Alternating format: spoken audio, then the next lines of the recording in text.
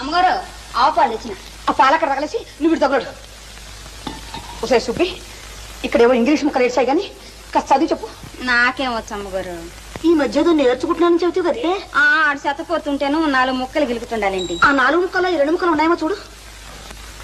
MY my అంటే నా యొక్క, నాని కూడా అనొచ్చులేండి. DEAR డీర్ అంటే దుప్పండి. జింకలో లేడు దుప్పులు ఉండవండి, ఆ దుప్పి. దుప్పే? నీ మొహం ఎవరైనా నా దుప్పి అని రాసుకుంటారే? అది కాదండి, డియర్ అండి. డియర్ అంటే అంటే నాకు సిగ్గేస్తుందండి. ఓసి నీ సిగ్గు తట్టుబంట్ల గాను త్వరగా చెప్పి చావే.